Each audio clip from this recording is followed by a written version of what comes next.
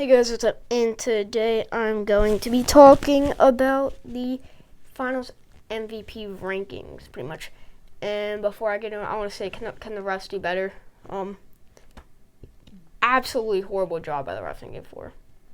What's it? I for sure shouldn't be making these calls that decide NBA Finals.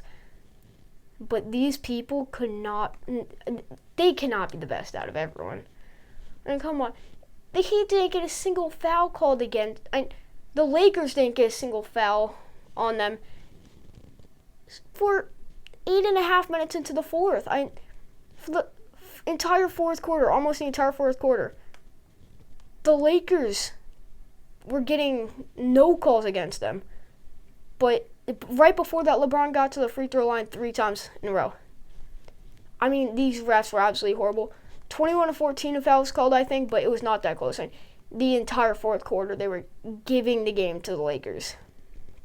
I want to say, I'm no Heat fan. I'm no Lakers fan.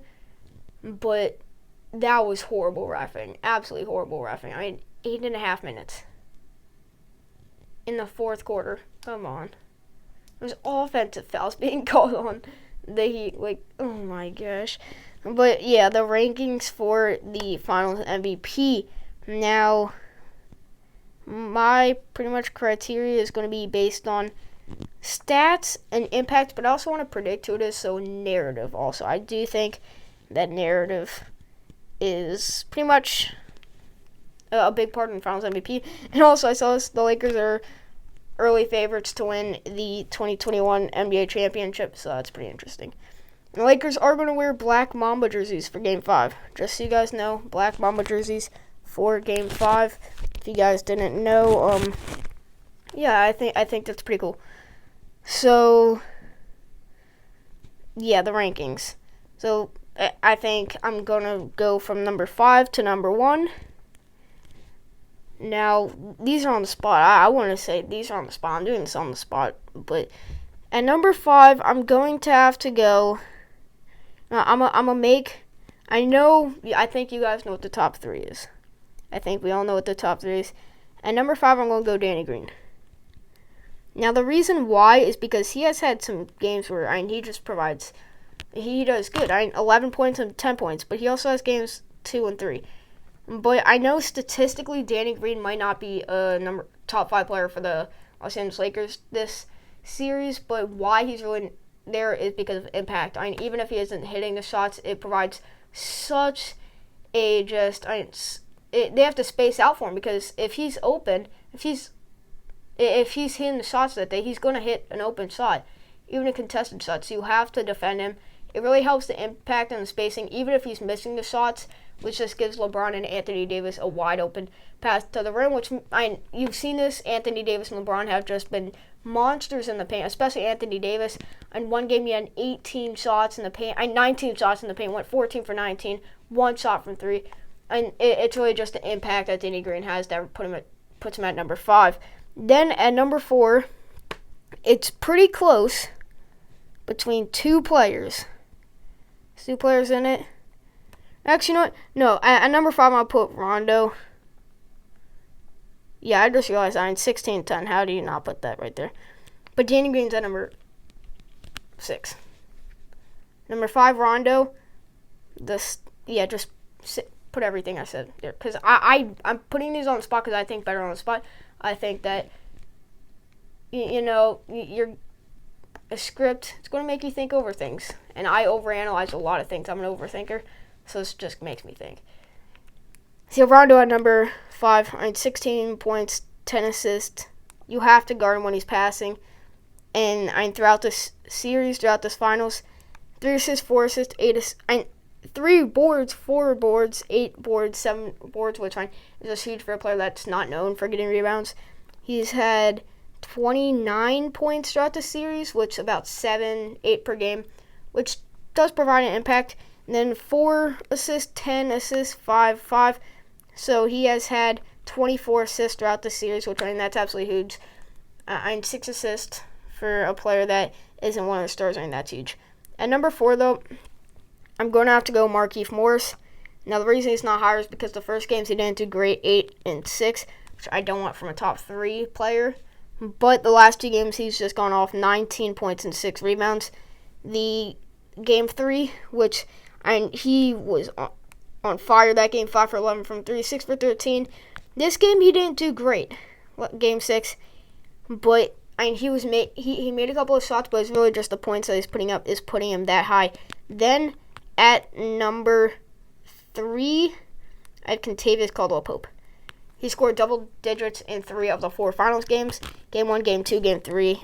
Game 1, Game 2, and Game 4, which, if you're a role player, which we all know Lakers, they're a team with 2 stars and role players, but being able to consistently put up 10 points per game is huge since this bench is pretty inconsistent.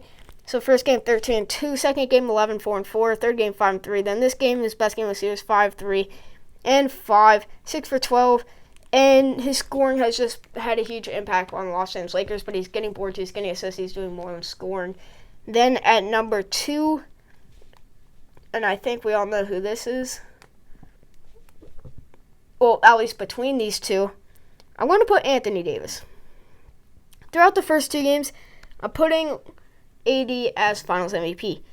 But that third game, he pretty much just disappeared. The first 2 games, 34 and 32. 34, 9, 5, 32 and 14. Last game, 15, 5 and 3. Game 3, he just disappeared. That's really going to hurt his case for Finals MVP. He was the reason that they lost. I'm going to say that he lost his aggressiveness that game, and he still had 5 turnovers. Well, this game, he had 22, 9, 4. So he did have a bounce-back game. It wasn't a game that I'd like to see from Finals MVP, though.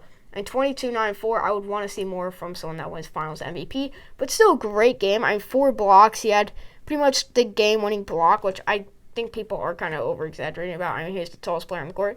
But it was a pretty clutch block. So yeah, AD at number 2, and then at number 1, I think we all know who's going to be here. Alex Caruso. I'm joking. LeBron James. I think this is pretty obvious. Throughout the series, 25, 13, and 9, 33, 9, and 9, 25, 10, and 8, and 28, 12, and 8. So he's had a double-double in 3 of the 4 games, which he was so close to a double-double in all the games. 1 assist away from a double-double, 1 rebound, triple-double, 1 rebound, 1 assist away from a triple-double, 2 assists away from a triple-double, and 2 assists away from a triple-double. But 25, 33, 25, and 28. So he's just been going off of scoring. It's hard to even describe it, just how good he's been playing. And we're talking about 111 points. That's absolutely insane from a player that his thing isn't to score. It's really just all around, but he's been averaging 28.75 points per game or somewhere around that. And, you really can't ask more for LeBron. And you really can't. And that's just mind-boggling. 44 rebounds. He's been averaging 11 rebounds. 29 points, 11 rebounds. And he was either 1 or 2 assists away from a triple-double every game. And 8.5 assists every game. LeBron James, absolutely mind-boggling pace. He is Finals MVP. Now, if the Heat do win it, I think we all know who that is. Jimmy Butler. But since the Lakers are most likely going to win, I just did their ranking. But number 7, Jimmy Butler. If the Heat somehow pull it off, Jimmy Butler's winning Finals MVP. I think we all know that. But, yeah, guys, tell me who you think is going to win Finals MVP. I don't really think a Heat player should be in the conversation. I don't really think they have a chance. But, I hope the Heat at least go to Game 7. It would be nice to see a long series as just an NBA fan. But I do think the Lakers will close it out in 5, which was my prediction from the start. From before the final start, I predicted Lakers in 5. I want to see that. But, yeah, guys, thanks for watching. Be healthy, stay safe, and peace.